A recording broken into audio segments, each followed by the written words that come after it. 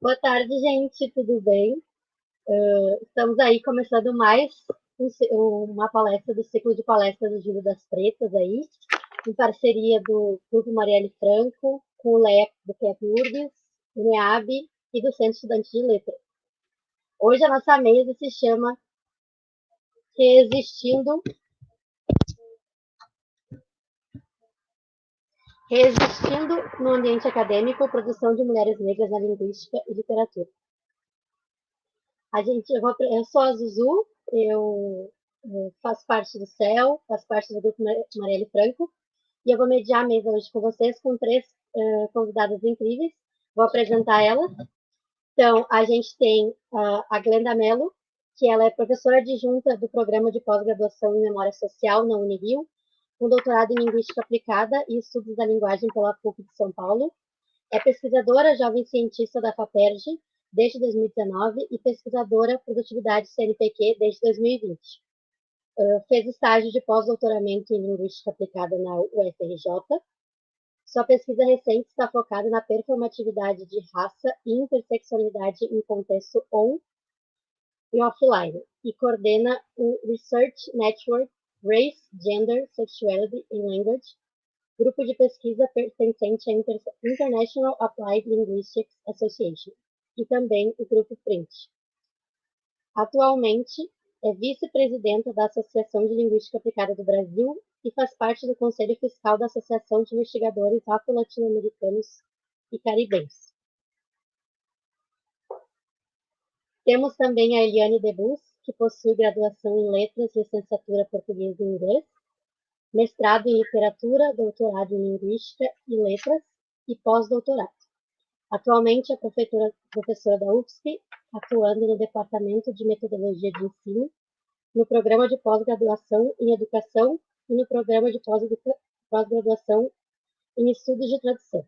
É líder do Grupo de Pesquisas Literalize, Grupo de Pesquisa em Literatura Infantil e Juvenil e Práticas de Mediação Literária, da Universidade Federal de Santa Catarina. Membro integrante dos grupos de pesquisa A Narrativa Ficcional para Crianças e Jovens, Teorias e Práticas Culturais para Crianças, e do grupo Produção Cultural para as Crianças. Membro da Rede de Investigações Afro-Latino-Americanas, RIALA, e membro da Rede de Pesquisadores sobre Leitura Literária e Arte Narrativa. E aí também temos a Aparecida Ferreira, que possui pós-doutorado e doutorado em Educação de Professores e Linguística Aplicada na Universidade de Londres, Inglaterra. Atualmente é professora associada da UEPG, já publicou vários livros, tem vários artigos publicados em livros e periódicos científicos, tem experiência na área de linguística aplicada, com ênfase em formação de professores, atuando principalmente nos seguintes temas: formação de professores, línguas adicionais e língua portuguesa, prática de ensino de língua inglesa, ensino e aprendizagem de línguas adicionais, análise e desenvolvimento de materiais de ensino, análise de livro didático, e tem pesquisado sobre letramento racial crítico e os processos de construção de identidades sociais de professores de línguas e de identidades sociais, raça e gênero. Coordena o GEPLIR, Grupo de Estudos e Pesquisas em Linguagem e Identidade de Raça. Então, aí, queria começar a pedir para as nossas convidadas fazerem as falas iniciais delas. Então, Eliane, se quiser começar, por favor.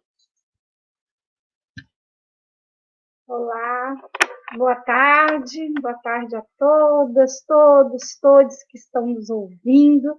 É um prazer estar aqui com vocês, né? Estar nesse evento que traz um pouco da discussão sobre a presença negra na academia, né? Nós, o que estamos fazendo dentro da academia.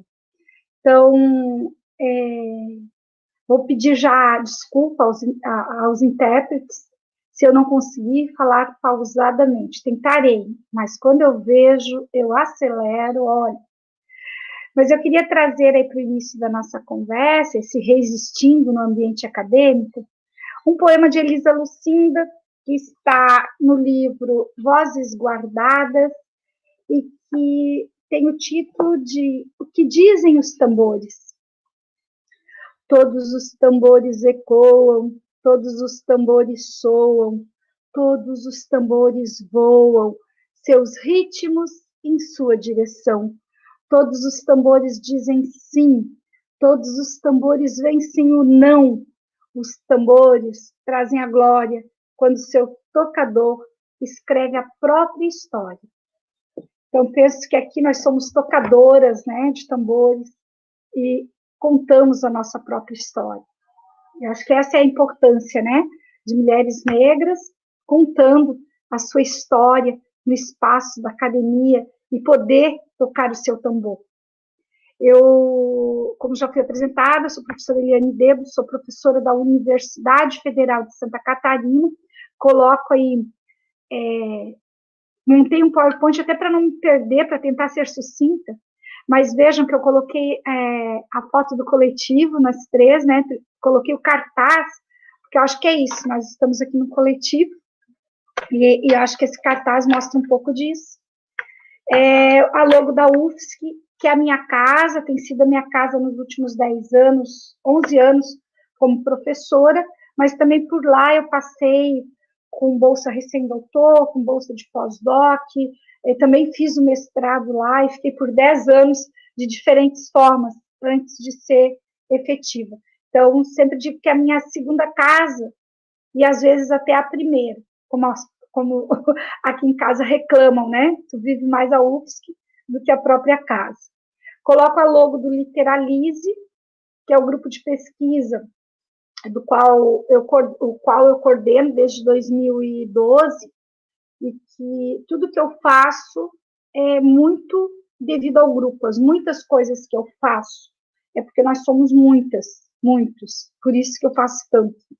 E o PET de pedagogia, do qual eu sou tutora nos últimos 2 anos, mas estou ali no PET desde 2010. O PET é um programa de educação tutorial, tem 12 bolsistas, e esses 12 bolsistas, e mais a professora colaboradora, a professora Maria Hermínia Lages Lafim, é que me mobilizam aí para fazer também as tantas coisas que eu faço. Eu peço para os colegas irem passando o PowerPoint para mim, para agilizar. Vamos ver aí por onde eu ando. Dizer que se nós estamos aqui online, é porque nós estamos vivendo uma distopia, às vezes a gente esquece disso, né? Porque, de algum modo, também agilizou a presença, na ausência, agilizou a presença em diferentes espaços, porque online a gente atravessa os mares, a gente vai para diferentes lugares, mas é necessário, sim, sempre demarcar que a gente está nessa pandemia, que 524 mil mortes já ocorreram no Brasil, né, até ontem, 554 mil. Então, que a gente precisa estar atento e sempre lembrar disso, das perdas, né, que tivemos, e das presenças que ainda temos. Que bom que estamos aqui sobrevivendo. Trago também, para continuarmos, a gente pode passar. Olha, eu já fiz forma de caderninho para a gente ir virando. Então, eu queria trazer Paulo Freire na ideia do esperançar, né? Esperançar não de espera, não de ficar quieto, mas de o esperançar na ação. Então, eu acredito que essa atividade, como todas as outras que eu tenho participado e que eu tenho levado as palavras de Paulo Freire, é esse esperançar no ato de ação, de levantar, de erguermos as mãos ou também o punho e também darmos as mãos. Podemos passar? Feito essa primeira lembrança, esse primeiro recordar, para não esquecermos de onde viemos, mas também como estamos vivendo nesse período, né? Eu coloco aí um pouco das minhas pesquisas nos últimos anos. Eu sou pesquisadora há 30 anos, um pouco mais, né? 88, nos meus primeiros trabalhos na graduação, sobre a literatura para a infância. Então, desde lá eu tenho pesquisado a literatura para a infância, mas nos últimos 15 anos, 17, né? Esses dias descobriram até que era 18, mas eu sempre acho que é 15. Eu tenho me voltado para a educação das relações étnico-raciais e a literatura para a infância e juventude. Atualmente, eu tenho 3 projetos que eu quero dizer aqui e demarcar, né? Então, essa presença negra, não só de uma mulher negra, mas de pesquisas sobre a temática negra na universidade.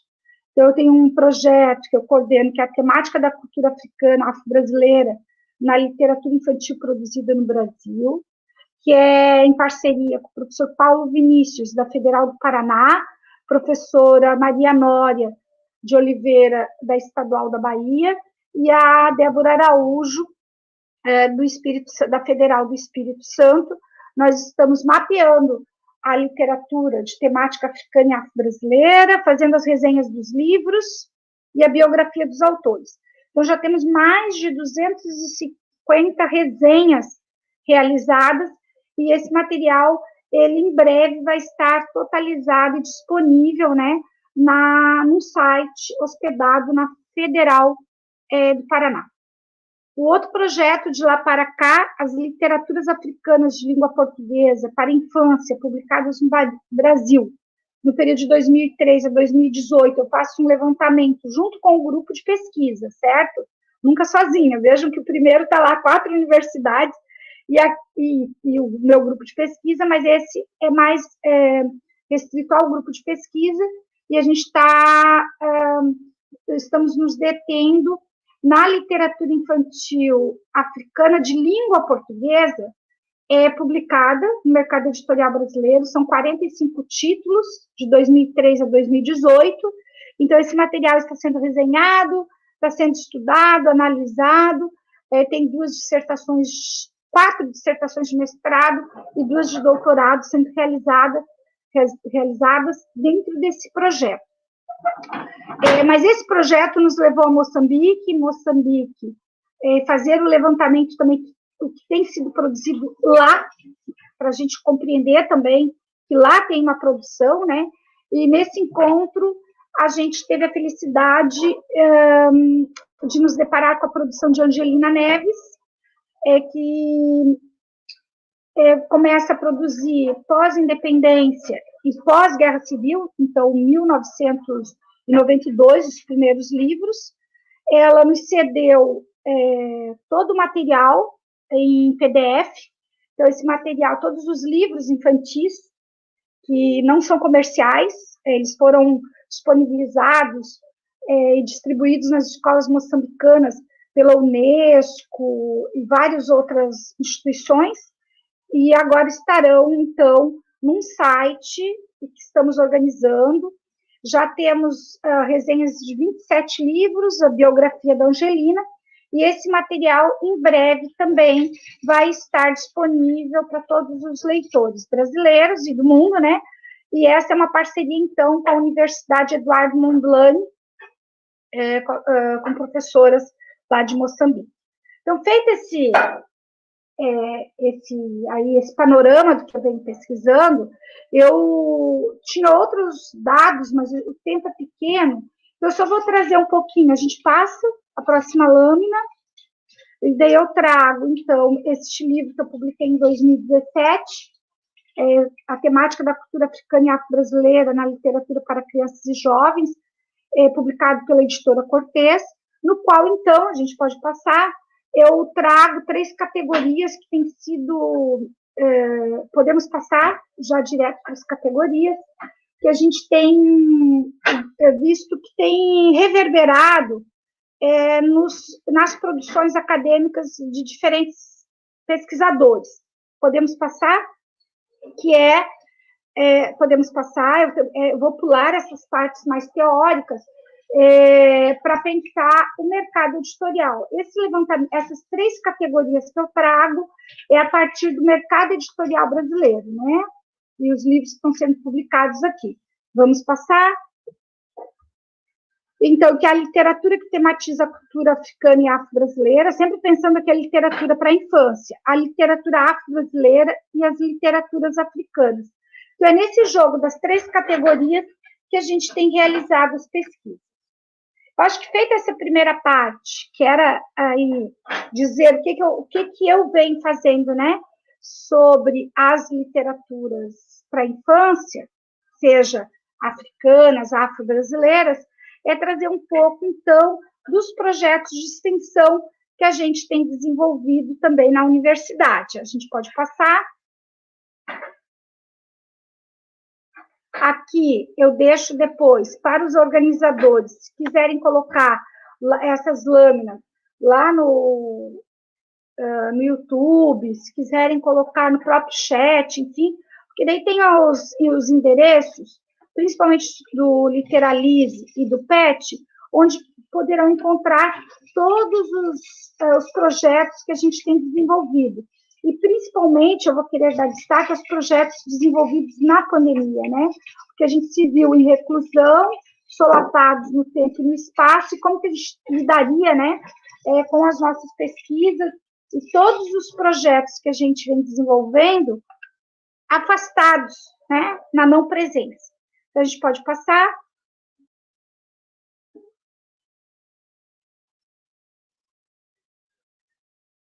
Podemos passar as lâminas.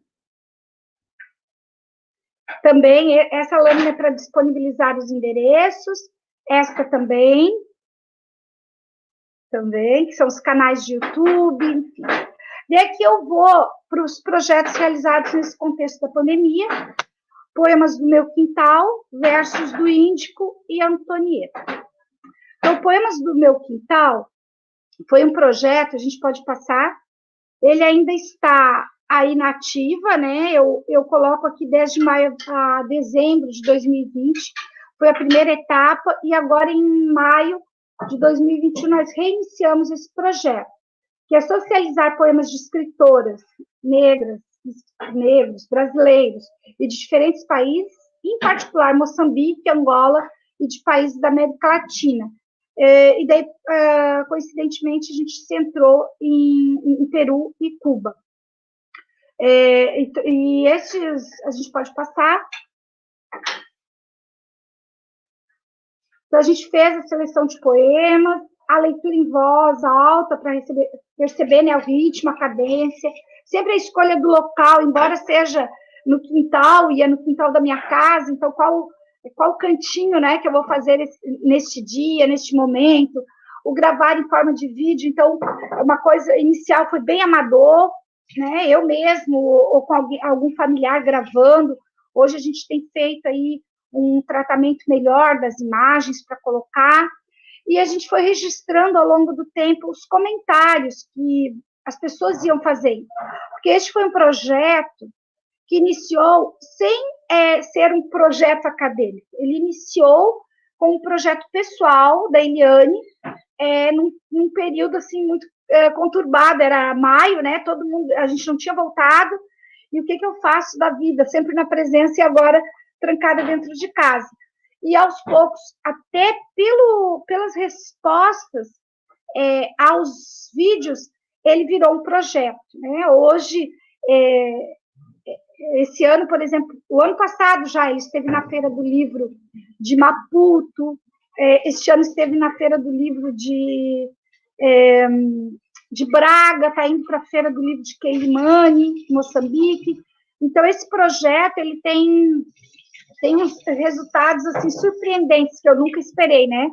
Que ler poesia no meu quintal, com as minhas escolhas, claro, depois mais elaborados, pudesse ter uma repercussão tão grande. A gente pode passar. Então, hoje a gente tem mais de 90 vídeos com 90 poemas diferentes de 45 escritores que podem ser visualizados no canal do YouTube, no Instagram, e eu não coloquei aqui, mas também estão no Facebook. Podemos continuar. E o segundo projeto, né, daqueles que eu demarcava, é Versos do Índico. Então, vejam, no PET de Pedagogia, a gente tem um grupo de contação de histórias, Contarolando. E nós fazíamos as ações, até as ações presenciais, foi com Olelê, uma cantiga africana, do Fábio Simões, né? Com o meu livro Antonieta e com o poema Me Gritaram Negra, da Victoria Santa Cruz, e nós íamos para as escolas, e de repente nós somos pegos, né? Dentro de casa, e agora? Como vamos dar continuidade? Então, nós realizamos 2 projetos, e eu quero, daí, então, escolher falar sobre o Versos do Índico. No PET de Pedagogia, a gente tem vários encaminhamentos sobre a educação das relações étnico-raciais. Temos um boletim, temos, enfim, temos 3 projetos de pesquisa, de extensão, e o Contarolando, que desde 2017 escolhe um repertório de temática africana e afro-brasileira. Então, na pandemia, nós realizamos o projeto Versos do Índico com 3 escritores moçambicanos: Pedro Pereira Lopes, Celso Costa e Mauro Brito. O primeiro tem livros no Brasil e os outros 2 não. Mas como? Por que escolhê-los, né? Porque em 2019 eles estiveram conosco na UFSC, os 3, e o PET os conhecia. E a maioria dos petianos, então, tinham os livros em casa e era possível, então, ler, escolher os poemas. E daí nós escolhemos 5 poemas de cada livro. Os estudantes estudaram esses poemas, houve todo um cuidado, né, na gravação, o fundo, a roupa que coloca. Tivemos uma bolsista do curso de artes cênicas que nos orientou, e o trabalho ficou muito bonito. Tivemos a autorização, então, da editora Capulana, no Brasil, né, que publica o livro do Pedro, e da editora Escola Portuguesa de Moçambique, que publica os outros 2 autores, e esse material, então, está disponível também no canal do YouTube do PET de Pedagogia. A gente faz uma introdução dizendo da importância, né, que tem esse acervo ali online para os professores de diferentes níveis de ensino, de etapas de ensino, e isso tem sido trabalhado. Então, a gente tem recebido, assim, diferentes redes, principalmente de Santa Catarina, a utilização desse material. Escrevemos 2 artigos já, um foi publicado em abril, em livro, no Brasil, e agora, recentemente, a semana passada, foi lançado um livro em Portugal, na Feira do Livro de Braga, publicado pela Universidade do Minho, no qual a gente conta também um pouco desse processo, né, de produzir esse material e trazê-lo aí à cena. Acho que a gente pode passar, eu até tenho nas lâminas, eu vou explicando como a gente foi escolhendo, as pessoas que colaboraram, então aqui eu coloco o nome da bolsista, né, e a colaboradora, a Valesca, que também é formada em artes cênicas. Eu acho que isso também dava um amparo para nós. A gente continua, então, aqui, rapidinho, eu vou passar as lâminas. Aqui eu tenho o nome dos livros, então depois, quem tiver interesse, a gente disponibiliza esse material para socializar aí. Podemos continuar? Continuando, é o último projeto, então, que eu trago, é o Antonieta, que foi um livro que eu lancei em 2019, final de 2019, outubro, e daí 2020, então, a gente transitou com ele mais online, né, presos aí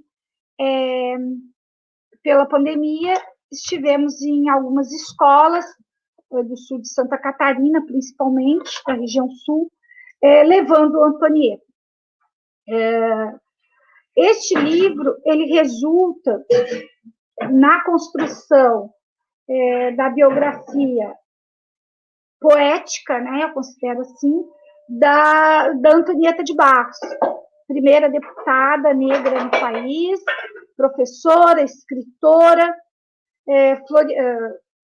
de Florianópolis, né, na verdade era de Desterro, antiga de Desterro, e conta um pouco aí das travessias e dos enfrentamentos dessa mulher e da sua luta, né, pela sobrevivência, mulher negra, na metade da década do século XX, que viveu de 1901 a 1952.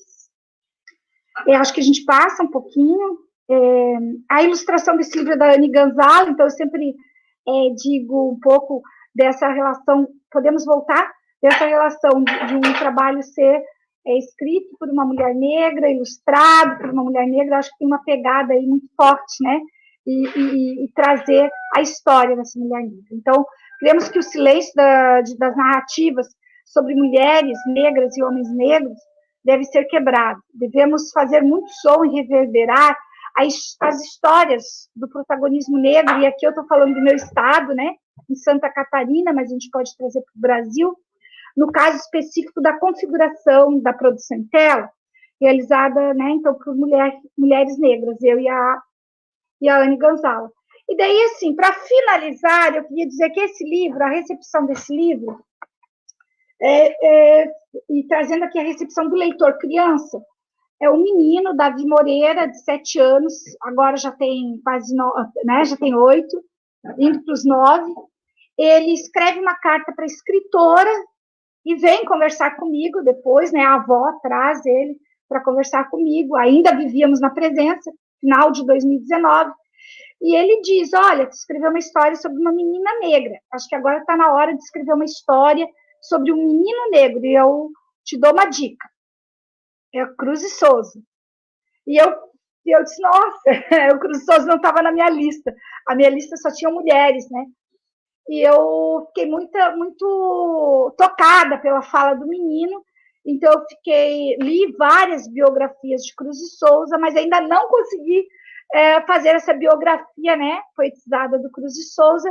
Mas, então, nasce, daí eu tem a capa aí no último slide, que daí nasce o Triolé, Poemas de Cruz e Souza, vamos ler, que é a minha última produção, na qual eu escolho 20 poemas do escritor, né, Cruz e Souza, poemas quase que esquecidos, porque da primeira fase, a maioria escritos em jornais, e no jornal O Moleque, aqui em Santa Catarina, né, e esses poemas estão publicados em alguns livros, principalmente aqueles que trazem toda a poesia do Cruz de Souza.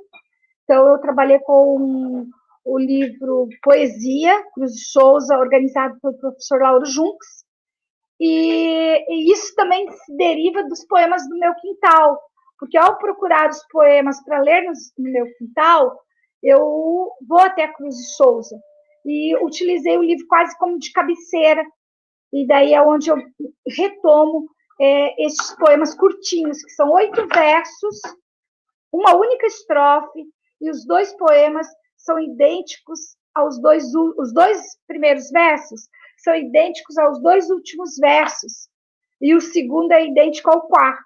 Na verdade, a gente tem 3 versos que são assim, que não se repetem, os outros se repetem.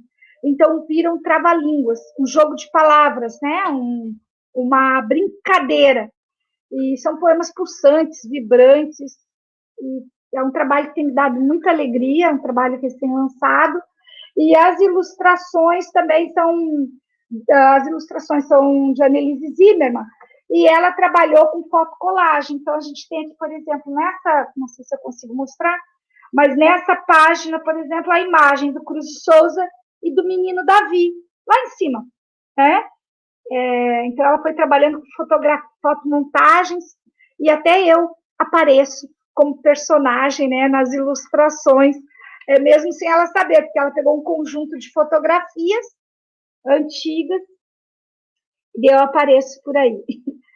Então, acho que a gente tem pouco tempo, já estou finalizando, né, a minha fala, mas dizer que eu optei por trazer esse recorte, mas a gente vem produzindo também aí com o coletivo de mulheres negras, né? Então, este ano eu participei do Escrituras Negras 2, agora estou participando de Escrituras Negras 3, organizados pela Giovanni A.T., estou participando também de um livro recém-lançado, que é Mulheres Maravilhosas, em homenagem a Dona Ivone Lara.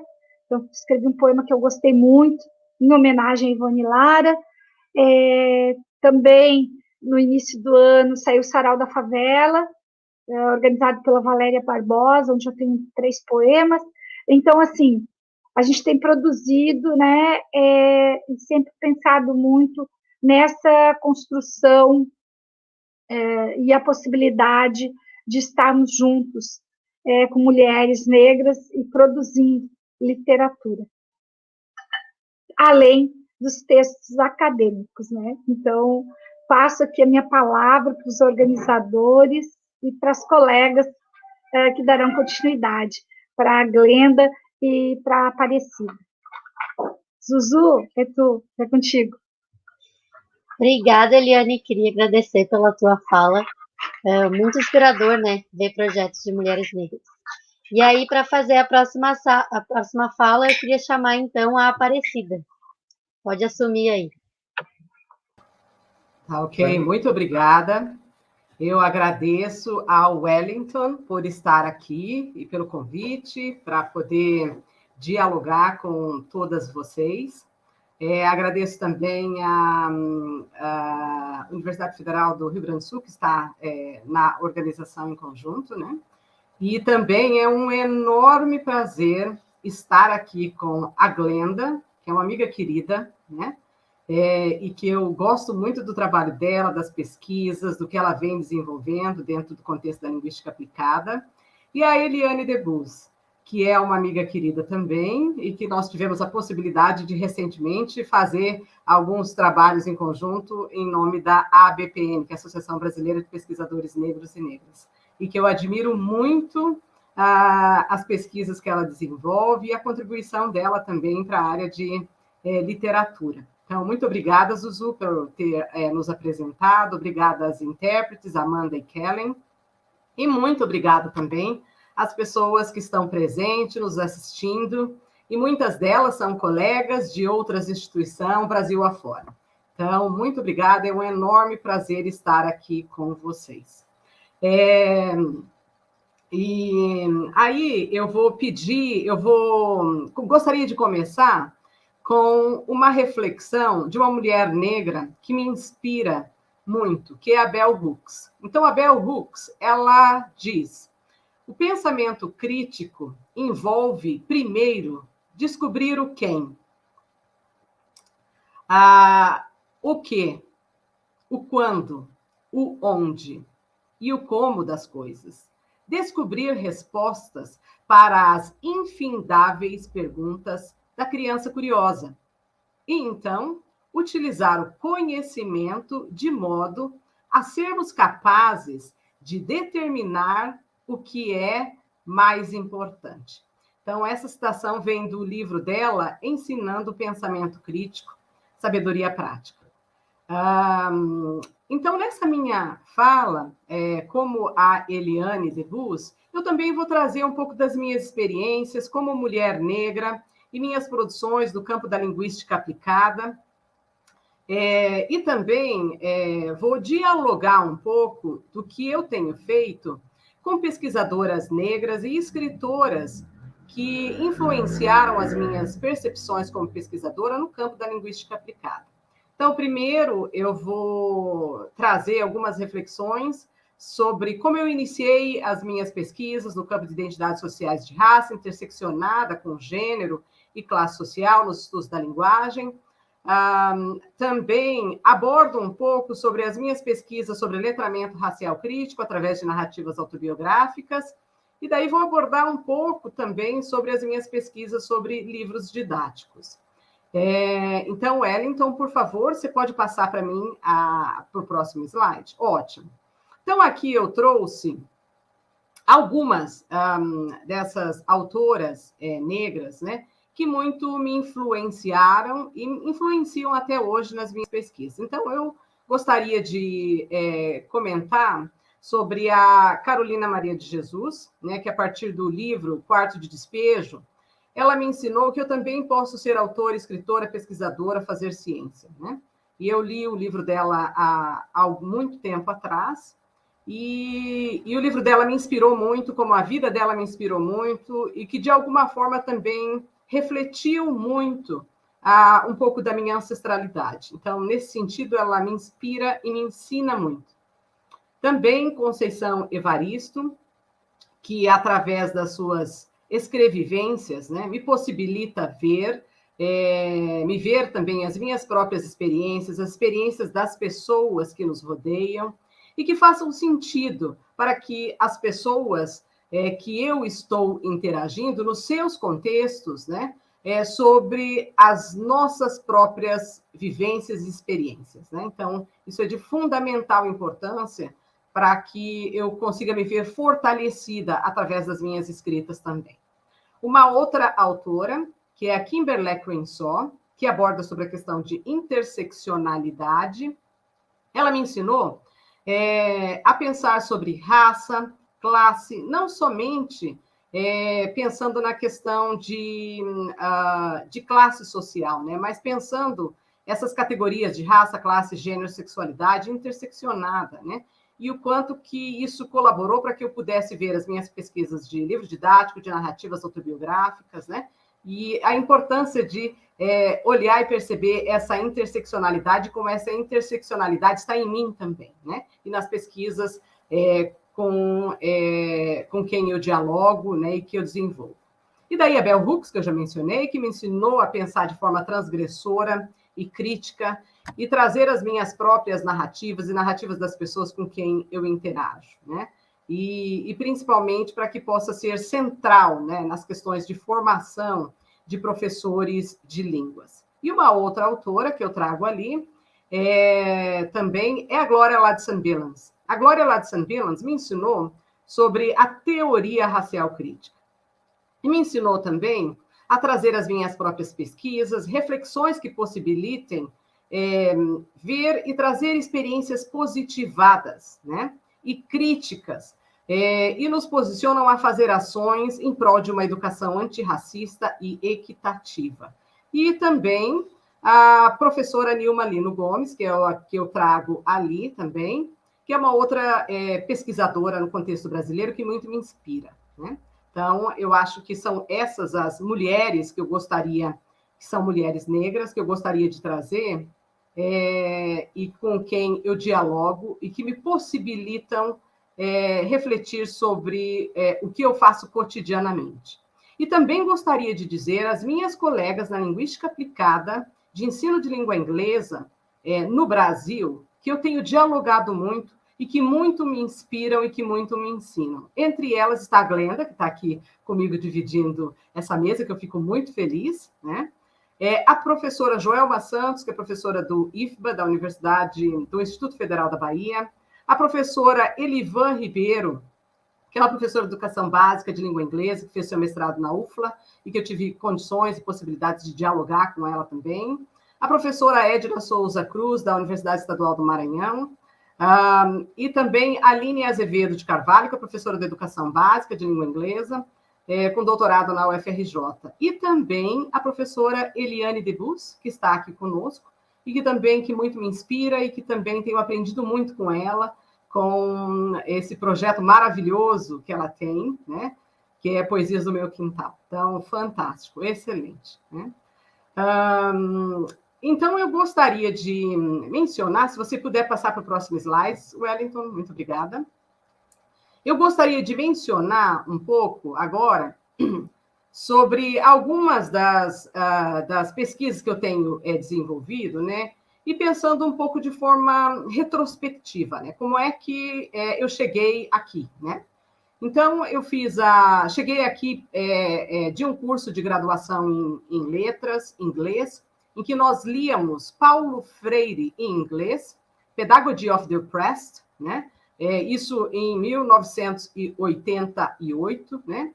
E que foi a partir das experiências das leituras com Paulo Freire nas aulas de língua inglesa que me possibilitou pensar criticamente, pensar também em práticas sociais que fossem contextualizadas e que fizessem sentido para as minhas aulas e com quem eu também tivesse interagindo, né? Então, essa é uma das questões, e que também, logo que eu tive contato com a Bell Hooks, de ver que a Bell Hooks também foi muito inspirada, né, nas escritas de Paulo Freire, e da forma tanto da escrita de um como da forma da escrita de outro também, né? Aí, logo após de terminar o meu processo de graduação, eu fiz o meu mestrado em formação crítica de professores de língua inglesa, né? E no doutorado foi o momento que eu entrei em contato com a teoria racial crítica. Então, a teoria racial crítica, ela vê o racismo como endêmico na sociedade e desafia e questiona, né, a perspectiva da meritocracia, de não ver cor na sociedade. A teoria racial crítica também percebe a importância da perspectiva interdisciplinar. Então, quando vocês viram que eu apresentei várias autoras negras, tanto no Brasil quanto fora do Brasil, né, são autoras que não necessariamente são da linguística ou da linguística aplicada, né? São autoras que eu dialogo de uma forma interdisciplinar, né? E que essa possibilidade desse diálogo interdisciplinar é que me possibilita falar sobre as questões de raça, gênero, classe, sexualidade, interseccionada nas minhas pesquisas, né? E isso me posiciona e coloca na importância, né, de fazer essas leituras para entender outros contextos e outras necessidades também. E daí, além disso, tem a questão da perspectiva interseccional, de vermos de uma forma interseccionada, né? Que é uma outra questão que a teoria racial crítica traz, e o compromisso com a justiça social, e uma outra questão que é quase que basilar das pesquisas que eu tenho feito nos últimos anos, que são as pesquisas narrativas, né? De trazer as narrativas autobiográficas, né? E contranarrativas, que são através de depoimentos, crônicas, poemas, experiências vividas, né? Que fazem sentido para o nosso cotidiano, né? Então, essas são algumas das perspectivas da teoria racial crítica, e que, a partir dessas reflexões, me possibilitou pensar na questão do letramento racial crítico, que é o que eu tenho desenvolvido e trabalhado mais recentemente. E por conta dessas reflexões de perspectivas, né, que eu tenho feito, foi uma das razões de ter escrito esse livro que está sendo mostrado ali, que é As Bonecas Negras de Lara, e que nesse livro é um livro de literatura infantil e que eu não fiz com uma questão de que fosse para ser trabalhado no contexto ou pensado no contexto da educação infantil. Eu fiz muito mais pensando em dar de presente para minha afilhada, que é uma menina negra, e que eu queria que a minha afilhada tivesse orgulho do seu pertencimento étnico-racial, gostasse do seu cabelo, gostasse de falar de ancestralidade, gostasse de brincar com crianças diversas, com brinquedos diversos, que respeitasse os vários formatos de família.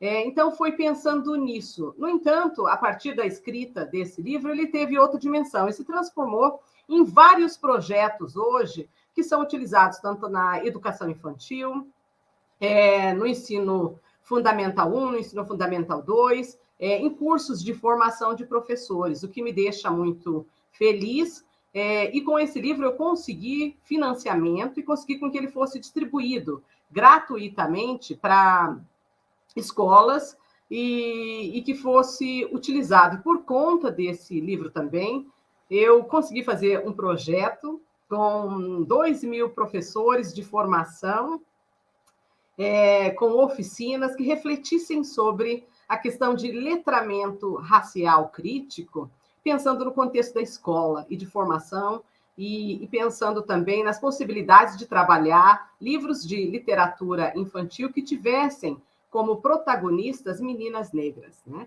Então, esse livro foi um presente para mim e para a minha vida, e que tem trazido vários desdobramentos, né? E por conta dele também eu tive a oportunidade e a possibilidade de visitar e fazer um projeto com uma escola, que eu fiquei dentro da escola por 3 semanas fazendo contação de histórias para crianças, e que foi uma experiência fantástica, maravilhosa, né? E a partir daí também, né, das várias experiências que eu tenho com várias bonecas negras, né? Entre elas eu mostro aqui uma para vocês, que essa aqui é um pouco da réplica, né, da boneca como personagem principal, né? Então, se você puder passar para mim, Wellington, para o próximo, obrigada. E daí eu tenho também um outro projeto que foi feito através das narrativas, né, autobiográficas. Então, esse livro, Letramento Racial Crítico através de narrativas autobiográficas, foi um projeto que eu desenvolvi por conta do meu pós-doutorado em 2014, e que, depois de escrever vários artigos refletindo sobre as narrativas, eu resolvi fazer esse livro, que ele tem um caráter muito mais pedagógico, né? Que ele tem várias narrativas autobiográficas e que, dentro dessas várias narrativas autobiográficas, eu trago, assim, sugestões e possibilidades de pensarmos uma educação antirracista que considere as questões de como é que podemos pensar em abordar, tratar, refletir sobre as experiências que nós temos no contexto brasileiro com relação à questão de racismo, preconceito, discriminação, e como é que nós podemos transformar essas experiências em ações que sejam antirracistas e que as pessoas se vejam responsáveis também para que nós tenhamos uma sociedade equitativa. Então, é um pouco do que esse livro traz e ele retrata através das várias narrativas que o livro traz. E esse outro livro, que está intitulado Formação de Professores, Raça e Etnia, Reflexões e Sugestões de Materiais Didáticos em Língua Portuguesa e Língua Inglesa. Então, esse material foi um material que eu fiz em conjunto com uma disciplina que eu fiz ainda quando eu estava fazendo o doutorado, e resolvi fazer esse livro, e fizemos um projeto piloto de testar o material com vários professores do ensino fundamental e do ensino médio, e com professores que trabalhavam com o ensino universitário também, pensando a Lei 10.639, que pensa na implementação da história cultural brasileira e africana em todo o currículo escolar, né? Então, esse livro ele tem textos curtos de reflexões teóricas sobre a questão de racismo, antirracismo, identidade. E daí, a partir daí, há várias atividades para serem pensadas, para serem tratadas e refletidas no contexto da educação básica. E também é bem utilizado para cursos de formação de professores para refletir sobre essas temáticas no contexto, né, do Brasil. Se você puder passar para a próxima, fazendo um favor, daí eu vou pedir para você tirar. Então, e daí aqui, pensando um pouco nessas produções que eu tenho feito dentro dos projetos que eu tenho trabalhado, né, tem dentro desse link que está mostrado ali, que é o Linktree, e que está na bio do meu Instagram, há vários livros que eu fiz em conjunto com as minhas orientandas, com alunos de iniciação, alunos de TCC, professores do ensino fundamental e do ensino médio, outros professores universitários, que a gente produziu vários materiais e que estão disponíveis dentro desses links, vários materiais gratuitos que podem ser utilizados no contexto da educação básica. Então, se vocês quiserem, vocês podem entrar lá e acessar esses vários materiais gratuitos que estão disponíveis lá. Então, Wellington, se você quiser retirar, pode retirar o slide, porque daí eu continuo falando agora sem os slides. E daí gostaria, então, de comentar um pouco também sobre outros grupos e projetos que eu tenho no momento. Eu estou com um projeto de extensão e de pesquisa que está intitulado Letramento Racial Crítico, Formação Docente e Materiais Didáticos. Então, esse projeto tem a intenção de continuar as pesquisas que eu tenho desenvolvido, pensando bem nessa perspectiva de letramento racial crítico, formação de professores, e a questão de desenvolvimento de materiais didáticos e análises de livros didáticos, que é uma questão que um dos, né, das questões que eu tenho pesquisado muito, principalmente pensando que nós somos 56% da população brasileira, que somos pessoas negras, pretas e pardas, de acordo com o IBGE, E com essa reflexão, nós poderíamos pensar, então, né, que os livros didáticos poderiam refletir esses 56% da população brasileira, né, que está dentro do livro didático, são negras. No entanto, o que as pesquisas que eu tenho feito, que as minhas orientandas têm feito também, tem demonstrado que essa equidade e essa representatividade nos livros didáticos de língua inglesa no Brasil, né, não está presente nesse formato equitativo, né? Então, o que as pesquisas têm demonstrado é uma quantidade, pensando em formas estatísticas aí de representação dentro dos livros didáticos, não quer dizer que há uma representatividade, né? Mas há uma representação de pessoas negras não passa de 30 e poucos por cento, né? Nós não chegamos nem a 40% dessa representatividade e representação dentro dos livros didáticos. Ou seja, há muito trabalho a ser feito. E é um pouco disso que nós fazemos dentro, né, desses grupos de pesquisa. Eu também faço parte do NUREGS, que é o Núcleo de Relações Étnico-Raciais de Gênero e Sexualidade na UEPG, Universidade Estadual de Ponta Grossa, e que nós somos um grupo de pesquisadoras e pesquisadores, e que nós temos produzido muitos materiais também através dos vários projetos que a gente desenvolve, o que nos deixa muito feliz, né, com os trabalhos e os projetos que nós temos desenvolvido dentro do NUREGS, que nós trabalhamos com cursos de formação de professores, os professores da rede, tanto do município quanto do Estado, bem como as demais pessoas interessadas, tanto dentro da universidade como para fora da universidade também, e a gente tem produzido muito material gratuitamente também. Quem quiser pode acessar NUREGS, Blogspot, ou só colocar NUREGS, qualquer buscador vocês vão encontrar, né? E também uma outra questão importante é o GEPLIR, que é o Grupos de Estudos e Pesquisas em Linguagem e Identidades de Raça, que é onde nós nos reunimos, eu e as minhas orientandas, e algumas pessoas que são convidadas, que fazem parte também, que é o local de aconchego, é o local que nós que a gente possibilita que várias das nossas questões possam ser trabalhadas, pensadas, refletidas, né, de forma colaborativa. Então, é um grupo que me deixa muito feliz, né? Também gostaria de mencionar a ABPN, Associação Brasileira de Pesquisadores Negros e Negras, né, que é um coletivo importante de pesquisadoras e pesquisadores, né, que também, por conta de fazer parte da ABPN, me colocou no lugar de conhecer pesquisadores do Brasil inteiro e fora do Brasil. Então, quantos amigos, quantas pessoas eu angariei e consegui durante essa minha trajetória na universidade por fazer parte desse coletivo, né? E dentro da ABPN, a gente tem um GT, que é de Estudos da Linguagem e Literatura, que a Eliane é uma delas, que participa também, a Glenda, né? Então, são locais de grande realização também. E também a ALAB, que é a Associação de Linguística Aplicada do Brasil, que a Glenda está aqui também representando.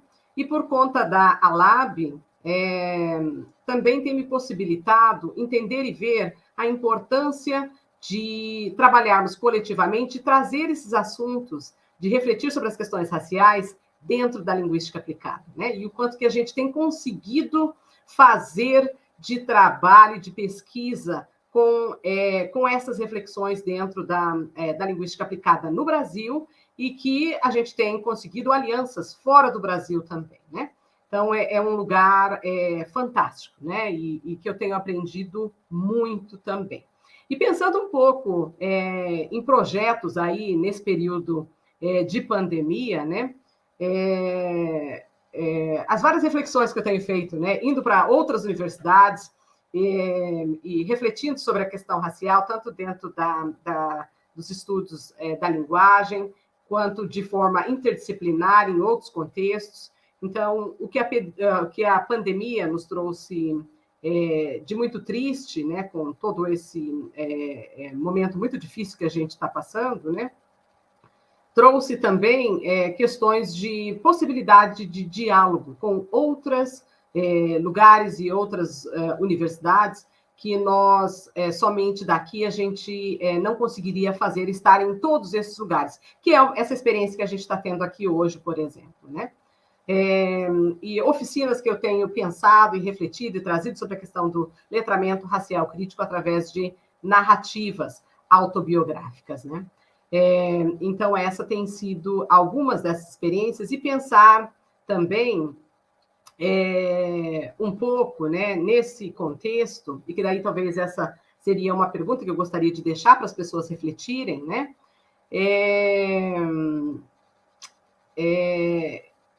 Quantos de nós, né, nos nossos cursos de formação de professoras e professores, né, tivemos acesso a reflexões críticas, por exemplo, que questionavam o curso de formação de professoras e professores, que é eurocêntrico, por exemplo, no sentido de, né, quantas leituras dessas que foram faladas pela Eliane, por mim, que tem sido trazida e refletida dentro dos cursos de formação de professores. Então, quantos autores e autoras, negros e negras, nós lemos dentro dos cursos de formação? Quantas referências bibliográficas são trazidas para dentro dos cursos de formação de professores que coloquem as pessoas negras como protagonistas, né? Que trazem referências bibliográficas escritas por pessoas negras, por pessoas indígenas, né? Então, essa é uma reflexão importante que a gente precisa fazer, né? Para entender de que forma que a universidade e os cursos de formação de professores tomam para si essa responsabilidade de fazer com que as referências que são utilizadas dentro da universidade como processo de formação de professores e professoras, né, sejam equitativas também do ponto de vista de representatividade, né? De nós nos vermos representados através das leituras, das escritas, e que as nossas experiências e que as nossas epistemologias e o que a gente escreve seja considerado, não é? Então, essa eu acho que são algumas das reflexões que eu trago como importante e que é um pouco do que as minhas pesquisas tentam reverberar, que tentam trazer, que tentam abordar. E com isso eu finalizo com uma narrativa de uma das narrativas que eu peguei, que são produzidas pelas várias narrativas que eu tenho várias narrativas que são produzidas e que eu utilizo, né, daí nas minhas pesquisas. Vou trazer uma delas aqui. Então, a professora que eu intitulei como Anete, é uma professora negra de 21 anos, e ela diz o seguinte: não tive nenhuma experiência familiar que contribuiu para a minha decisão de ser professora até então. Ninguém da minha família tinha um curso superior. Sempre estudei em rede pública. Quando tinha 11 anos, sofri preconceito na escola por parte de meus colegas e alguns professores, porque, na época, meu cabelo era bem cacheado e volumoso. Se eu fosse para a escola com o cabelo preso ou solto, era motivo de fazerem piadinhas. Então, com 12 anos, alisei o meu cabelo. Foi como se eu tivesse apagado um pouco da minha identidade. Mas, a partir do momento que fiz isso, nunca mais ouvi nada, pois fiquei normal, igual a todos. Foi a partir dessa experiência e que hoje tenho mais interesse em estudar e saber mais sobre as questões sociais de raça. Então, o que a Anete traz aqui são experiências cotidianas, né, que não só os nossos alunos da educação básica, quanto muitos do ensino dos nossos alunas também, tanto da graduação quanto de cursos de pós-graduação, nos relatam. E isso tem muito a ver com as experiências que eu disse um pouco quais eram as pessoas, né, e as pesquisadoras e autoras que me influenciaram, né? Que é a questão do cabelo, que é muito relatado pelo livro da Nilma Lino Gomes, que eu acabei de mencionar logo no início da minha fala também, né? E que também nos provoca a pensar um pouco de como é que nós podemos trazer e pensar essas reflexões, pensando na questão de um letramento racial crítico dentro dos cursos de formação de professores. Aí essa mesma professora, ela traz experiências que ela vivenciou dentro da universidade, que possibilitou que ela tivesse experiências mais positivadas, né? Então, ela coloca, quando decidi cursar o curso de letras, em primeiro momento, não pensava na formação de professora, em dar aulas. Acreditava que não tinha maturidade suficiente. Ainda no primeiro ano, cursei e ingressei no PIBID, Programa Institucional de Bolsa e Iniciação à Docência, né? E daí ela coloca que isso significou muito para a formação dela, pois ela começou a pensar e ler em cursos de formação de professores que trouxesse e refletisse sobre a questão da identidade racial, né? Bem como outras disciplinas que ela teve no curso de formação de professores, né? Então, essa experiência da professora Anete, né, nos remete, nos coloca também nesse lugar da nossa responsabilidade como professoras e professores e formadores de professores que somos, né, para possibilitar experiências como essa, né? E também pensar um pouco nos programas, né, que nós temos, como foi o PIBID, e tantos outros programas que nós temos no momento, que possibilitam de iniciação à docência, né, que está ocorrendo no momento, e o quanto que nós podemos aproveitar desses programas para pensar questões que são importantes, relevantes para o nosso próprio contexto, né? E com isso eu finalizo, agradeço mais uma vez ao Wellington pelo convite, foi ótimo escutar as experiências da Eliane, e será um prazer escutar a Glenda agora. Muito obrigada. Obrigada, professora. Muito potente a sua fala, assim. Adorei os seus projetos. E aí, agora, primeiro eu queria falar que a gente está aberto a perguntas, pessoal. Então, se vocês quiserem aí no chat, irem colocando alguma coisa que vocês querem que as profs comentem depois. E queria chamar agora, então, a Glenda para fazer a fala dela. Boa tarde.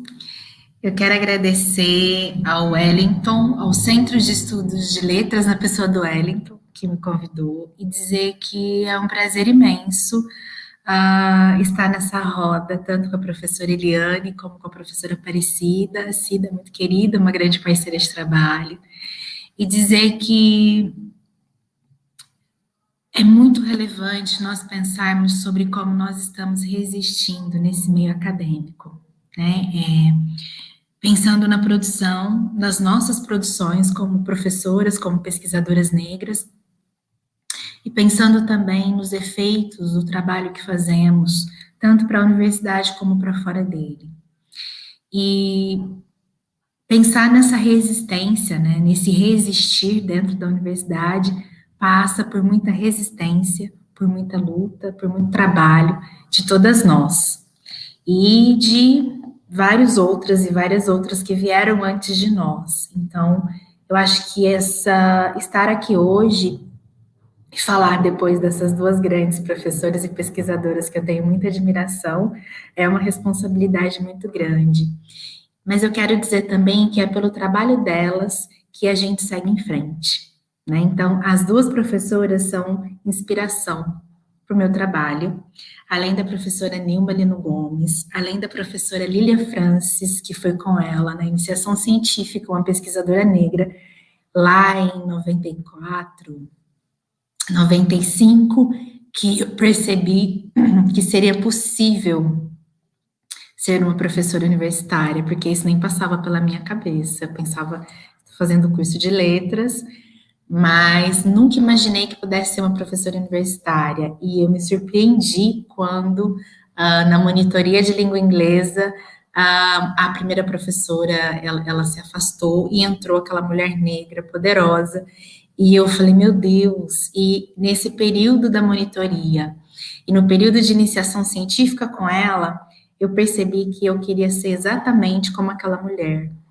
profissionalmente falando, como pessoa também.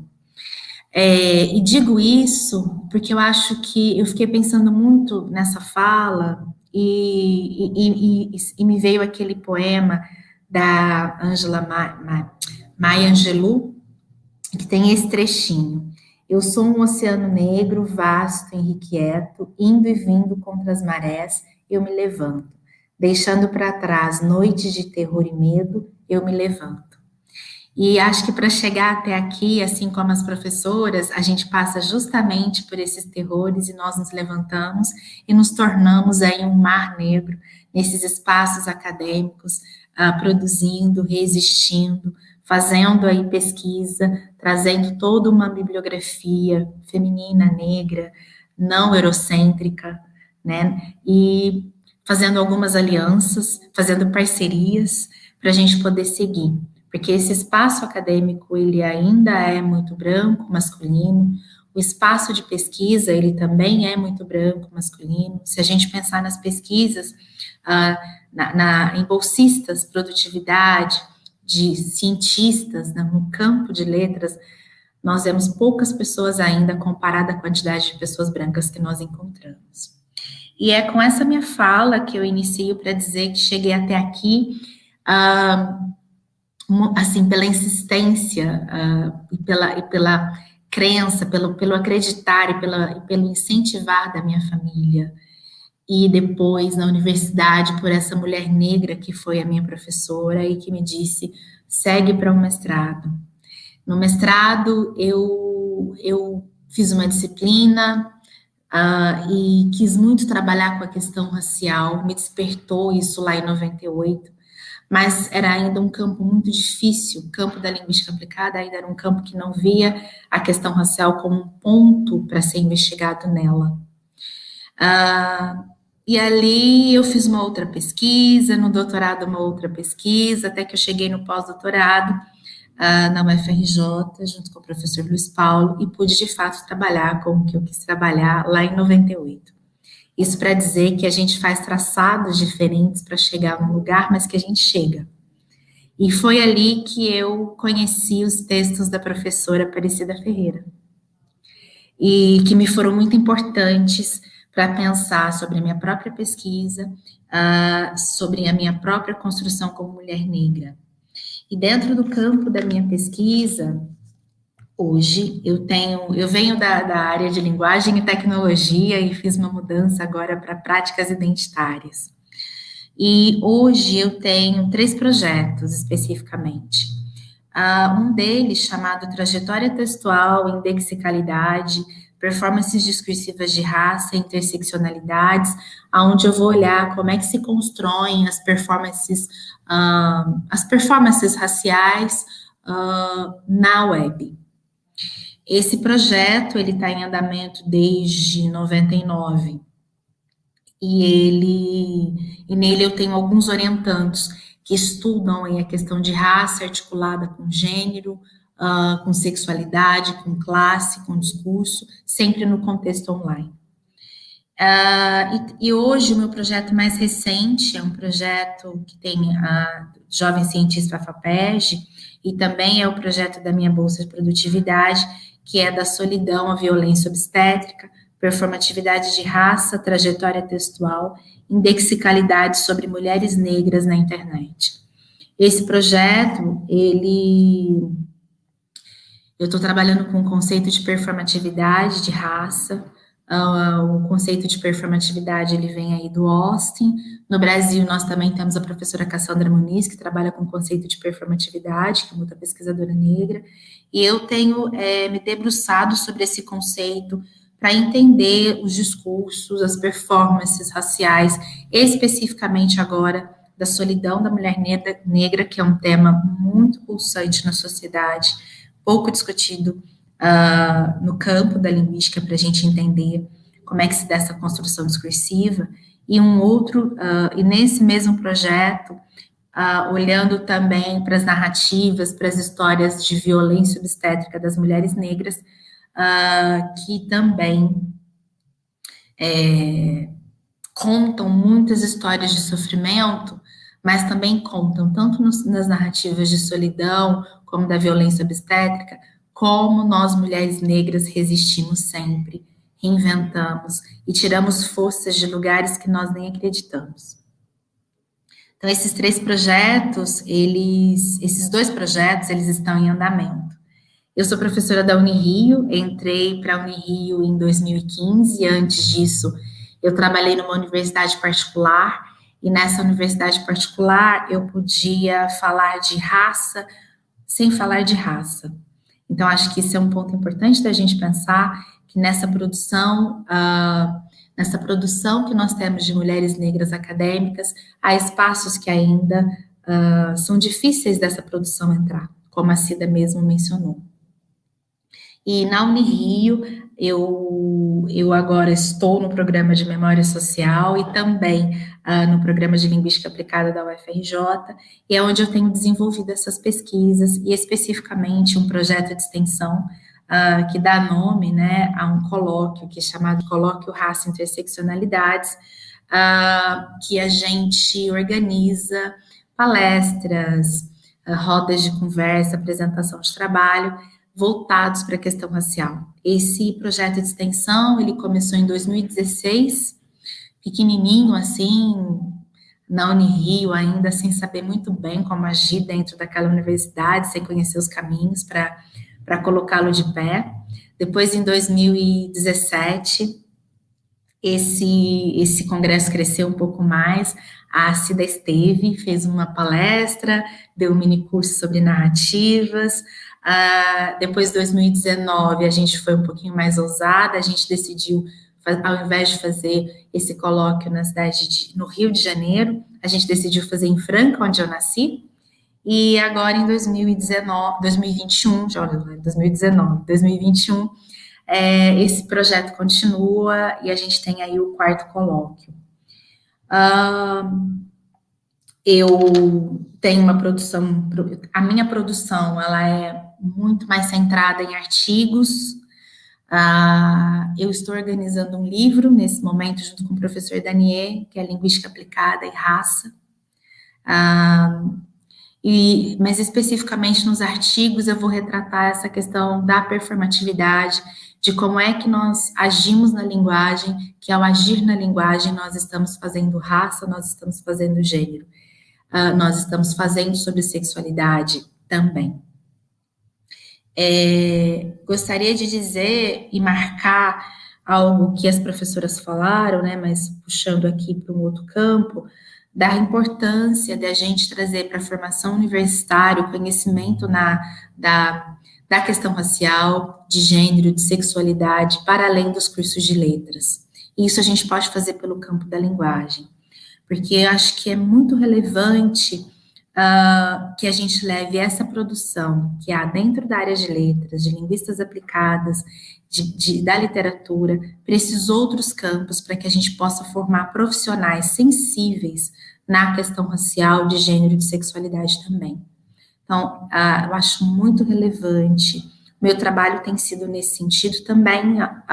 Eu nem sempre as minhas aulas acontecem no curso de letras, então esse trabalho com as outras áreas de conhecimento, pensando que esses profissionais estão sendo formados e nas suas carreiras eles vão lidar com pessoas negras, a importância das ações que eles fazem em linguagem e como isso pode afetar as vidas negras. Então, essa bibliografia negra, como da própria Aparecida, da professora Eliane, de Bell Hooks, de Nilma Lino Gomes, de Lilia Francis e de várias outras mulheres me acompanham nesses cursos.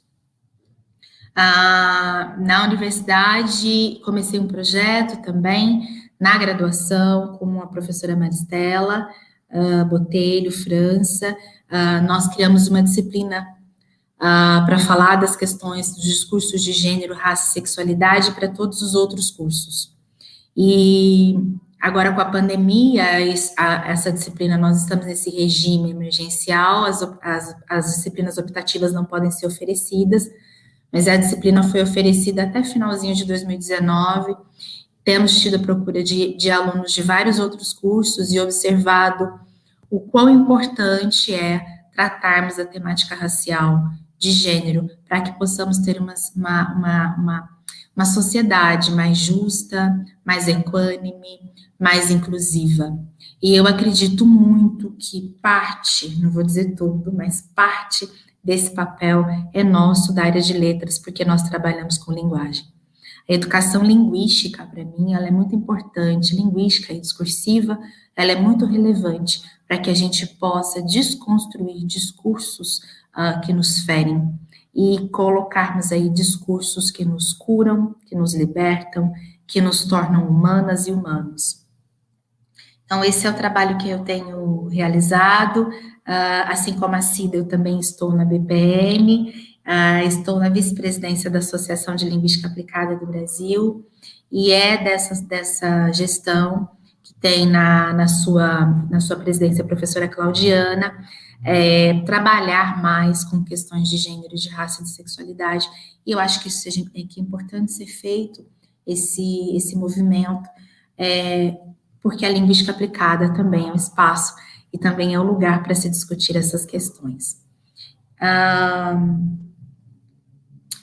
Eu acho que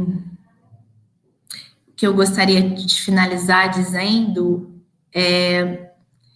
para que nenhum aluno, nenhuma aluna de letras pense que o caminho que nós traçamos aqui, ele é um caminho impossível, né? Ele é um caminho árduo, ele é um caminho que pode ser demorado. Eu acho que pensando nesse oceano negro que nós estamos, né, nós vamos adentrando as universidades, e nas universidades, com certeza, pela própria mudança nos concursos públicos, com ações afirmativas, nós temos professores e professoras que são sensíveis e que trabalham com a temática e que estão dispostos e dispostas a contribuir para que continuemos na universidade. Assim como lá em 94 eu vi aquela professora negra e fiquei assim muito surpresa porque foi a primeira professora negra da minha vida. Eu tenho 47 anos hoje, fui a primeira professora negra da minha vida. É muito importante que a gente divulgue e que a gente compartilhe e que a gente estude a produção dessas mulheres negras na linguística aplicada, na linguística, na literatura, na análise do discurso. Porque como as professoras também disseram, e pensando um pouquinho nas teorias que eu estudo, quando nós colocamos essa produção para circular no meio acadêmico, e depois fora dele, como os livros da professora Eliane e da professora Aparecida, nós estamos dando existência às nossas vidas, nós estamos criando aí portas de esperanças para muitas outras pessoas que estão vindo com a gente. E a minha fala fica aqui e eu estou aberta ao debate, agradecendo mais uma vez por estar aqui junto com a professora Eliane, com a professora Aparecida, com a Zuzu, com o Wellington, com a Maitê, com a Amanda e com a Kelly. Obrigada. Obrigada, Glenda. Mais uma fala potente aí. E agora, gente, então, vamos para o bloco de perguntas. A gente separou algumas perguntas ali que tiveram no chat. E eu vou ler elas para vocês, e aí vocês sintam-se à vontade para responder aí, independente de quem for. Assim. A Nádia perguntou: como podemos afro-referenciar nossos currículos na universidade de forma que os orientadores, normalmente eurocentrados, estudem conosco autores e autoras negros, brasileiros e não brasileiros? Então, aí, não sei quem quer responder aí.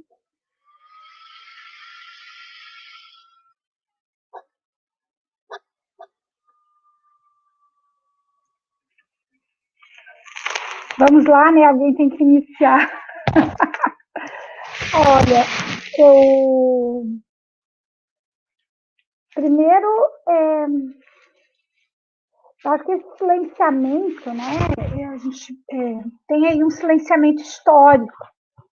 E esses rompimentos são sempre difíceis.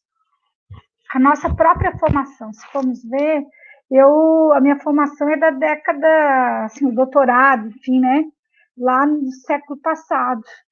Então, eu termino o doutorado na virada do milênio ali, né, 2000. Na área de letras, que é onde eu fiz, por exemplo, eu li pouquíssimos, além da literatura, teoria, e me achava, assim, poderosa, porque estava lendo a estética da recepção, e que observava o leitor, né? Então, isso já era um diferencial na literatura, na teoria literária, tu olhar para o leitor e não olhar só para o texto, ou só para o contexto. Então, acho que por aí a gente já tira algumas questões que é da nossa própria formação. E daí que eu estou colocando a minha formação de mulher negra, mas que fez uma graduação na década de 80 e a formação na década de 90, né, nesse período. A gente sabe, às vezes, das dificuldades de inserção. Então, acho que pela própria formação, quando eu disse, o professor da educação básica não tem esta formação. Mas será que o professor da universidade tem esta formação? Né? Ele tem a formação europeizante. Isso quer dizer que até muitos negros, muitos pesquisadores negros, né, tiveram que driblar o sistema. Como você está dizendo aqui, a gente acabava driblando o sistema. Hoje a gente tem visto uma entrada, né, de escritores, estudiosos negros na academia. É recente, mas temos visto, não só como professores, mas as leituras. Acho que as colegas também concordam que nos últimos 10 anos tem se ampliado essa inserção, né? Então, alguns exemplos, assim, sem citar nomes, enfim, mas nos nossos programas aqui, dos quais eu atuo, tanto na educação quanto nos estudos da tradução, a própria entrada de estudantes negros, trans, fez a máquina girar. Fez a máquina girar no sentido assim, mas e daí? Né? Onde que estão os meus autores? Onde que estão os autores que fogem ao eixo eurocentrado, né? Vamos mudar esse eixo, como vamos mudar, né, esse lado? Então, os próprios estudantes têm mobilizado essa ação, isso é interessante. Eu acho que isso é interessante, eu tenho percebido isso, né? Que os estudantes que têm entrado na universidade, seja na graduação, mestrado e doutorado, eles têm solicitado, e solicitado com veemência, quer dizer assim, que a gente tem que fazer essa roda girar, né? Eu tenho percebido isso, eu vou ouvir as colegas, mas eu acho que a gente tem conseguido aí mobilizar até alguns colegas que eram engessados, né, nas suas teorias de formação, enfim, e têm começado a pensar nas possibilidades, né? Eu tenho os 2 programas com os quais eu trabalho, porque eu percebo isso, esse movimento dos próprios colegas a partir das demandas de um grupo de professores e dos estudantes, né? Então, a gente tem que reverter esse quadro.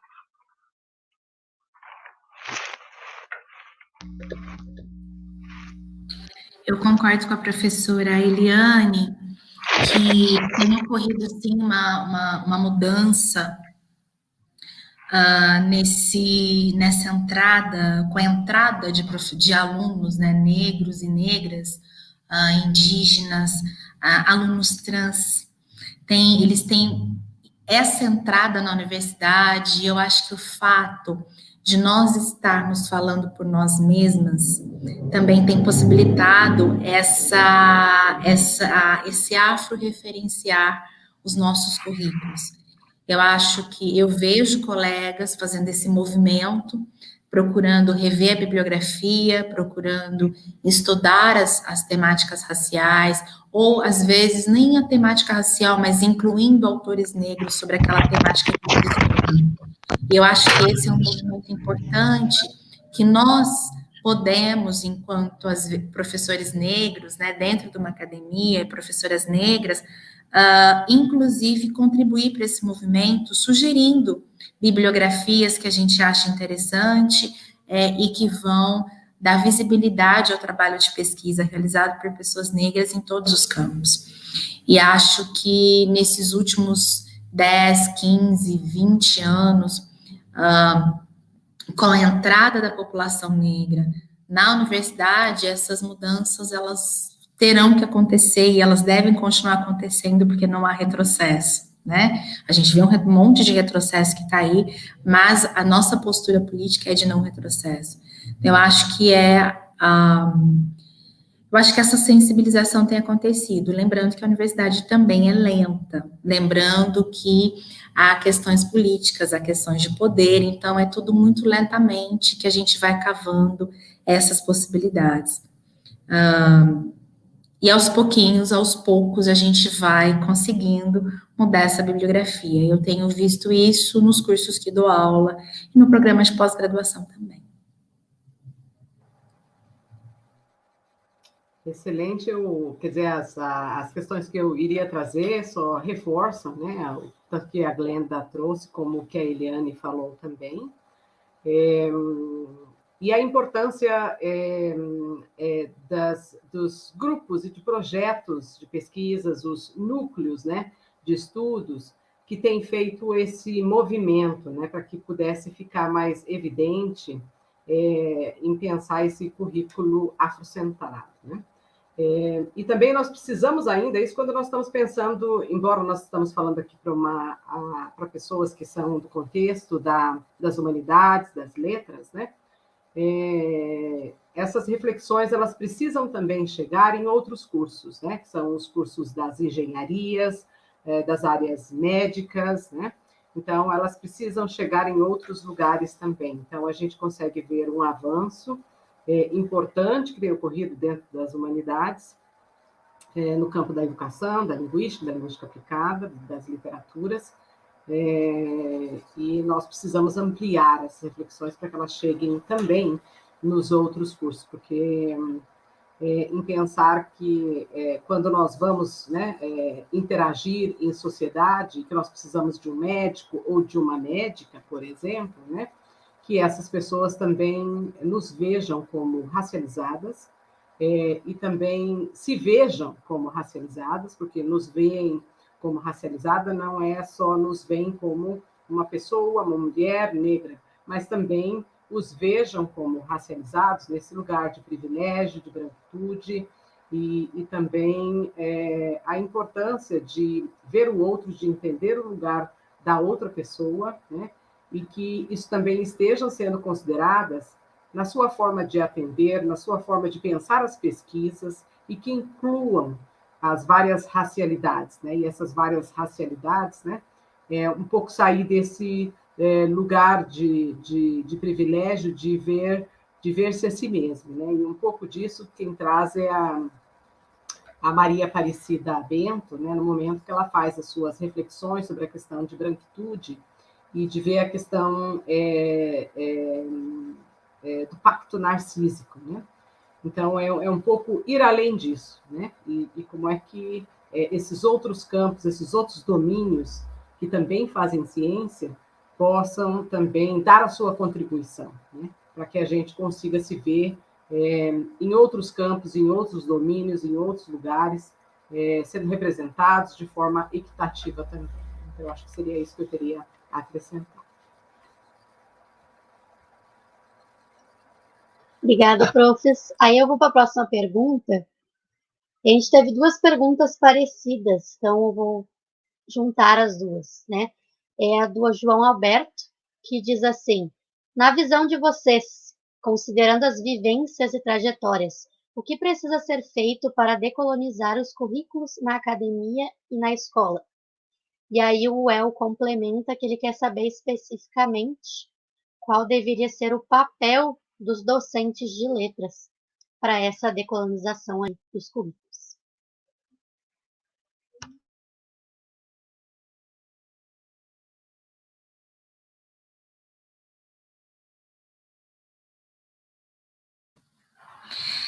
Bom, eu vou começar agora, a gente vai fazendo um rodízio.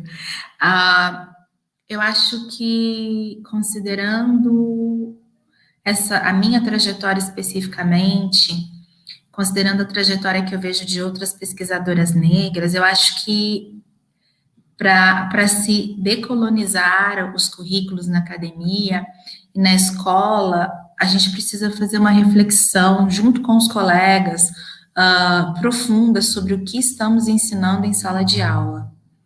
E eu acho que esse processo significa pensar, por exemplo, quais são os autores, quais são as concepções de linguagem que nós trabalhamos dentro de sala de aula. Como é que essas concepções são trabalhadas? Porque eu acho que enquanto a gente continua calcado só em Saussure, por exemplo, numa concepção de linguagem saussuriana, a gente não consegue debater e não consegue mostrar a importância de por que tratar de gênero, de raça e sexualidade em sala de aula, porque tudo parte da concepção de linguagem.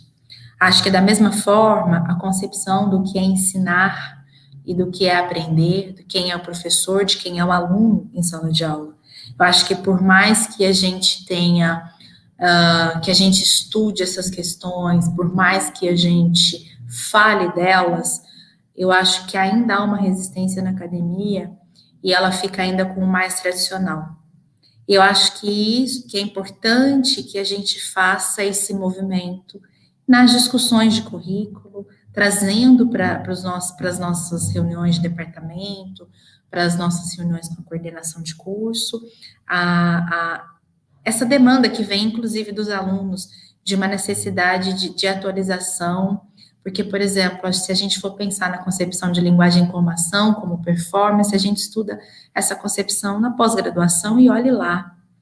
Então, eu acho que trabalhar com conceitos, para oxigenar um pouco os currículos, eu acho que a gente precisa de uma grande discussão. E essa discussão, eu acho que ela também vem dessa entrada de alunos negros, indígenas, trans dentro da universidade, passa pela entrada de mais professores negros e negras entrando para a universidade, porque a gente precisa dos nossos pares para essa discussão também, porque senão nós ficamos falando sozinhos, né? Então, aí as parcerias, inclusive com outras instituições, para que esse debate aconteça. E, enquanto professora de letras, eu acho que a nossa responsabilidade é grande, porque nós trabalhamos com a linguagem. A linguagem, ela dá existência, ela constitui. Né? Sem a linguagem, nós não conseguimos nos construir, nós não conseguimos construir o mundo social.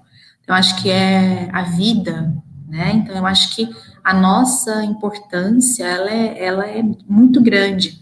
E, às vezes, nós estamos tão engessados que a gente vê discussões nas ciências humanas e sociais, pensando assim na antropologia, na sociologia, sobre questões de discurso e de linguagem, que às vezes ainda não são feitas no nosso campo.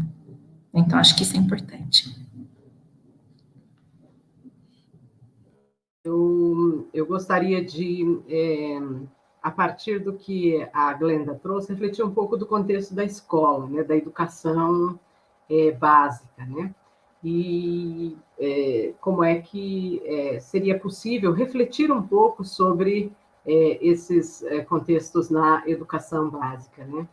E isso é a partir da escola, né, da educação, do ensino, da educação infantil, do ensino fundamental 1, ensino fundamental 2, o ensino médio, né?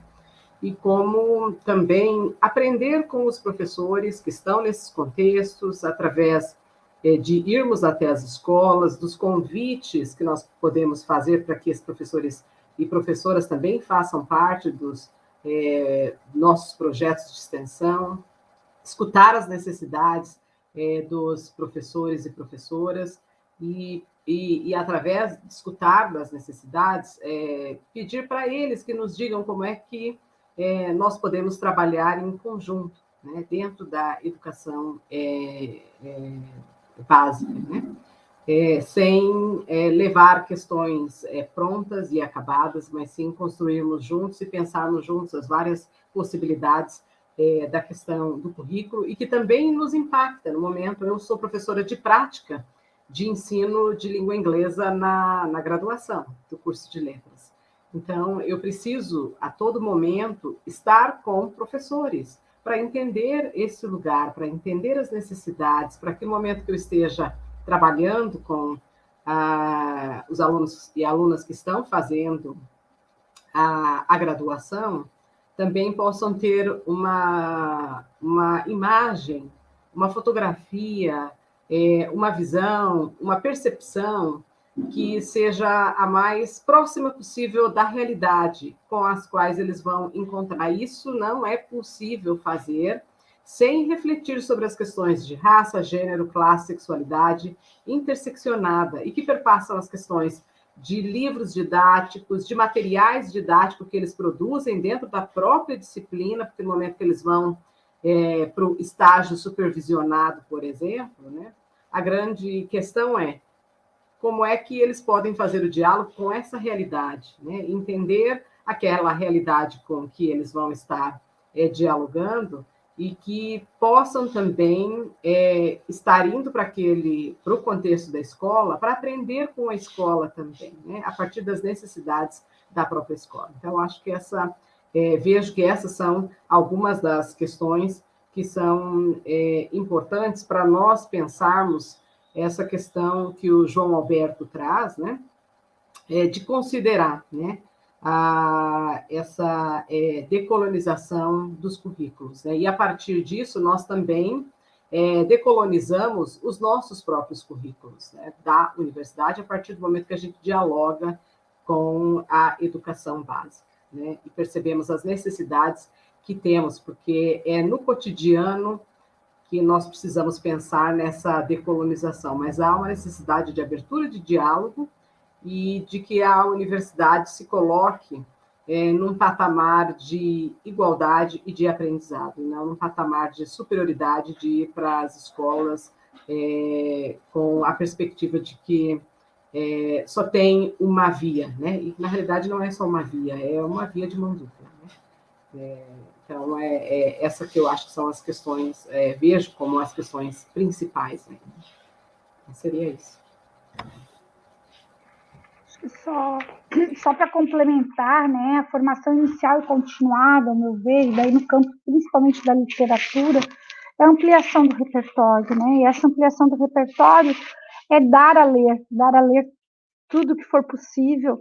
E aqui daí quando eu penso a literatura, eu penso a poesia, penso o conto, penso a dramaturgia, de que forma esses textos podem adentrar diferentes espaços. Eu, esse semestre, estou trabalhando com estudantes de letras, mas geralmente trabalho com estudantes da pedagogia, que não tem seu currículo além de um semestre de literatura para a infância, né? Então, e muitos, quando trazem a sua memória de leitura, não leram um livro integral na vida, nem para o vestibular, porque leram resumos. Então, assim, é a persistência e mostrar um repertório maior e compreender que mesmo aquela pessoa que é semi-analfabeta, analfabeta, ela pode ouvir poesia, ela pode ver poesia, ela pode viver poesia, ela pode viver o literário. Então, e esse literário não precisa ser um literário eurocentrado, né, ou brancocêntrico. Pode ser um literário negro. Então, quais os autores, né, escritores, escritoras que temos, não só no Brasil, que eu tenho trabalhado muito por esse viés, assim, que a literatura, que a leitura literária, que é o meu chão e a minha paixão, ela não se dá só no espaço da escola, seja escola universidade, seja escola de educação básica, que eu entendo a universidade como uma escola também, né? Então, a literatura, ela pode adentrar todos os espaços. Como que a gente chega, né, com essa literatura negra? Como que a gente pode dar acesso a essa literatura negra? Quando a Cida traz o livro, né, As Bonecas de Lara, esse livro também, o Triolé, Poemas de Cruz de Souza, vamos ler, foi financiado pelo edital, pela Fundação Catarinense de Cultura, foi distribuído em mais de 800 livros, foram feitos 1.000, até agora a gente distribuiu mais de 800 em escolas do interior de Santa Catarina, aqui do sul, né, extremo sul de Santa Catarina, em 6 municípios. também com essa pegada de formação depois para os professores, vai acontecer agora em agosto, porque eu acho que é assim que a gente vai, né, construindo um currículo ampliado, né, um currículo esgarçado. Posso só falar uma coisinha? E os textos de vocês, é muito interessante porque a gente leva os textos de vocês, tanto da professora Eliane como da Aparecida, para outros cursos, para discutir algumas questões, e é muito interessante o efeito, por exemplo, num curso de ciências ambientais, onde eu levei os textos para a gente pensar sobre a questão de como, do profissional das ciências ambientais, que pode dar aula de biologia, e como é que ele pode trabalhar com a adolescente e com a própria criança negra, lá na aula de ciências. Então, assim, eu acho que é muito interessante esse movimento, o quanto é importante esse diálogo, a gente levar esses textos, essa produção para a sala de aula, para as diversas salas de aula também. Obrigada, professoras. E aí a gente tem uma última pergunta, e aí eu queria pedir para vocês, então, responderem essa pergunta e, juntamente na fala, já fazerem, então, as suas considerações finais, para dar o tempo certinho aqui da live, tá? E a pergunta é da Claudiana. Ela pergunta: vocês acham que podemos fazer a escrevivência, como pensada por Conceição Evaristo, para a escrita acadêmica?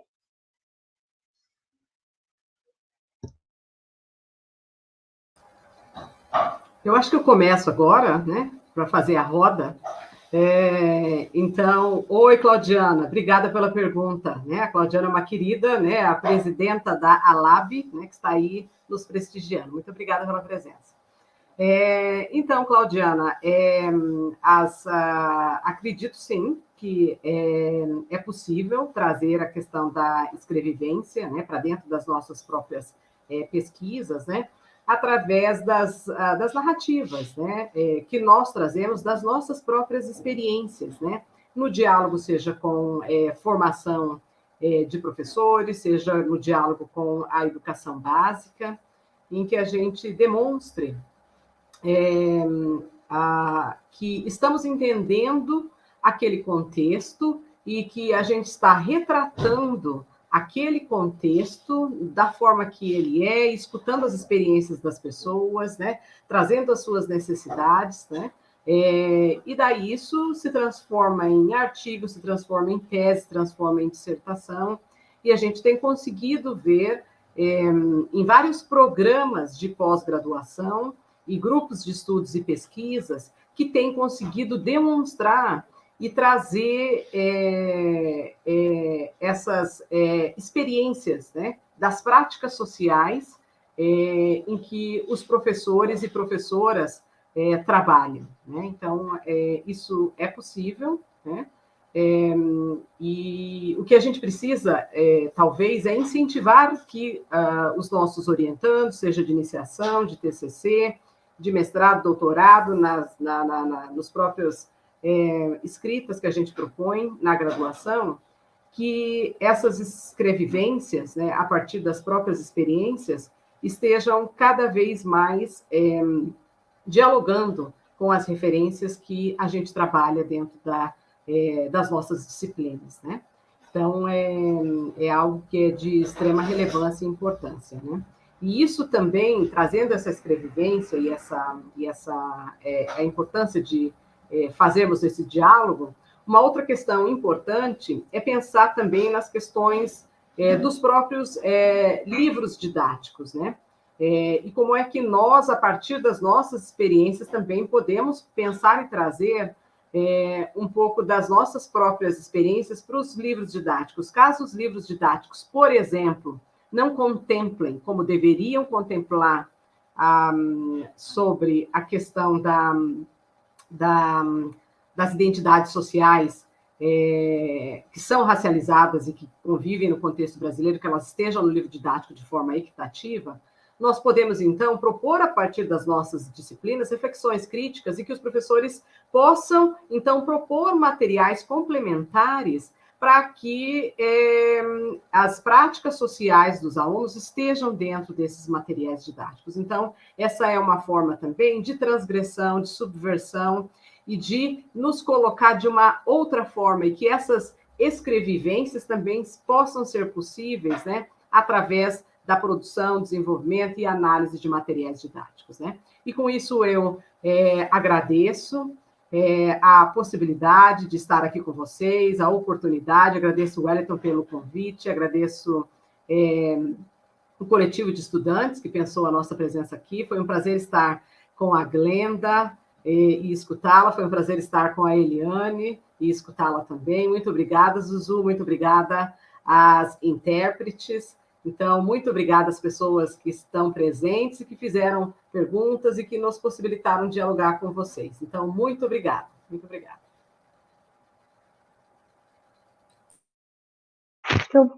Eu puxo o fio da palavra, então. Vamos lá fazer a roda girar. Eu acho que o conceito da Conceição Evaristo, porque é um conceito, né? É uma teoria, se formos pensar, né? Ela mobiliza, e pelo próprio nome, né, do conceito, escrevivência, quer dizer, é a escrita dessa vivência, essa outra forma de escrever, e ao mesmo tempo de escrever, é o ser e estar, né, no mundo, além da academia, ser e estar no mundo, como tu se posiciona diante do mundo, mas como tu faz essa escrita.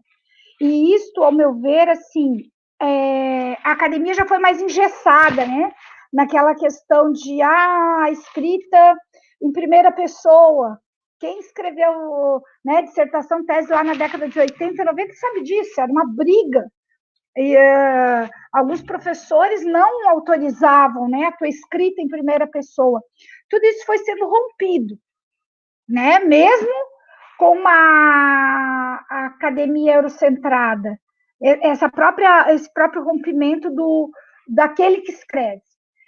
Mas eu vejo assim, que ainda há uma resistência à ideia de escrevivência, primeiro, dessa escrita do eu, né, na academia. Isso é ficção ou isso é teoria? Ainda existe, sim. E ainda mais se a pessoa é negra, indígena, trans, tá? Então, eu recentemente orientei uma dissertação da Roberta Lira, que segue essa ideia da escrevivência da Conceição Evaristo, e isso exige muito de quem escreve, não pensem que é fácil, porque exige muito, e às vezes até um conhecimento da academia para romper com a estrutura da academia. Então, vejam, quando está iniciando o teu processo de escrita, às vezes é complexo fazer essa duplicidade. Quer dizer, tu vai enfrentar a academia vai enfrentar no sentido assim, sem conhecer todos os trâmites do engessamento e vai querer romper com isso. Então, aí já tem um conflito, né? De superação, ao meu ver. Então, são muitas superações quando tu segues esse caminho, né? Dentro da academia. Eu venho em muitos textos meus trabalhando com essa ideia de escrevivência, né? Principalmente, e daí como a gente tem essa pegada literária, daí diz, é permitida, porque tu escreve literatura também. Naquele texto não era literatura, era teoria. Então, eu tenho usado muito um texto do Ondjak, que, claro, Ondjak é um ficcionista, né? E ele teoriza, eu já disse isso para ele, né? Que eu me adonei aí da fala dele e uso como conceito, o aprendicismo, que é essa ideia de uma aprendizagem mais ampliada, né? Que o aprendicismo é eu me reapessoar. Quando eu aprendo, ou reaprendo, eu me reapessoo. É mais além do que aprendizagem. Então, eu vejo que a escrevivência é nessa pegada também do aprendicismo. Né? E nós estamos aprendendo, estamos no caminho do aprendicismo. É isso.